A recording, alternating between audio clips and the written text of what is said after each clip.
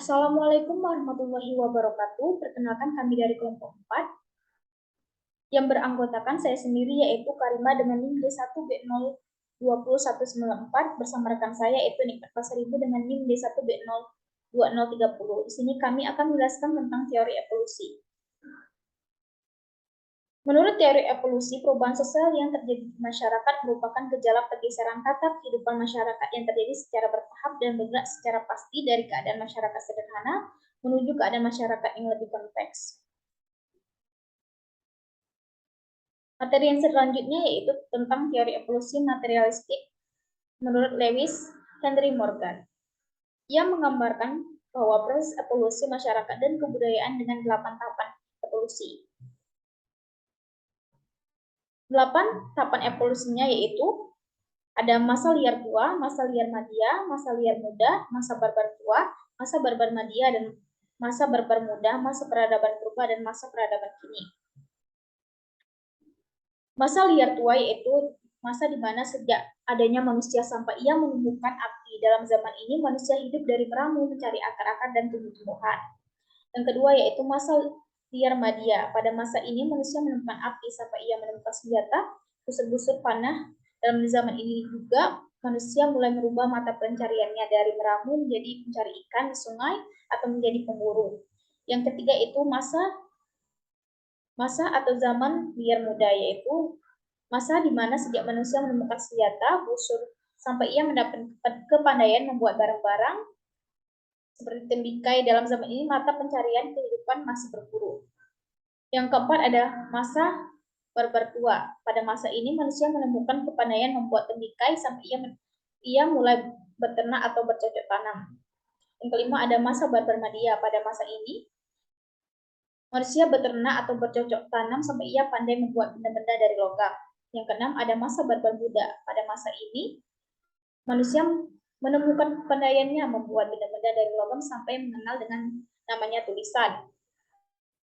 Yang ketujuh ada masa peradaban purba dan yang kedelapan adalah masa peradaban kini.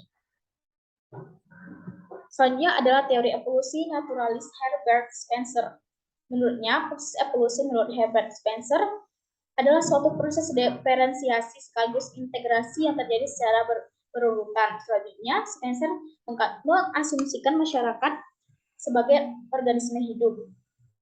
Ia juga berpendapat bahwa perubahan pada suatu bagian akan menyebabkan perubahan pada bagian lainnya. Masyarakat berkembang dari bentuk masyarakat homogen menuju masyarakat yang heterogen.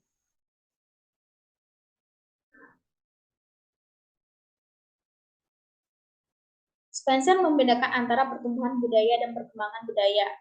Pertama, ada pertumbuhan budaya merupakan suatu proses, sedangkan perkembangan adalah struktur transformasi.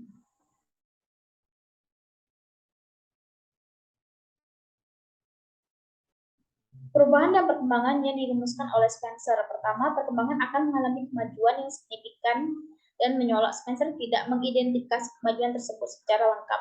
Hanya disebutkan bahwa beberapa kesulitan mengakibatkan kemunduran dan beberapa penyederhanakan menyebabkan kemajuan. Kemajuan dalam teori Spencer adalah pada pokok persoalannya. Spencer optimis bahwa perubahan yang pasti akan terjadi dan kemajuan akan terjadi secara otomatis. Dari perubahan tersebut, kemajuan yang diungkapkan oleh Spencer adalah berdasarkan pada sebuah kemajuan akan kemampuan sebuah perubahan. Bertambahnya faktor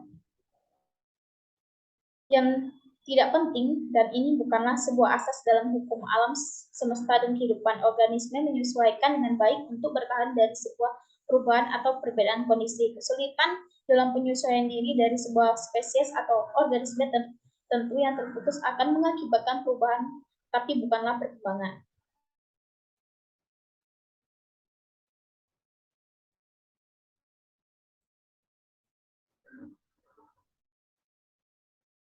Selanjutnya yaitu tipologi masyarakat Ferdinand Onis. Menurut tipologi berasal dari dua suku kata, yaitu typo yang berarti pengelompokan dan logos yang mempunyai arti ilmu atau bidang keilmuan. Jadi tipologi adalah ilmu yang mempelajari pengelompokan suatu benda dan makhluk secara umum.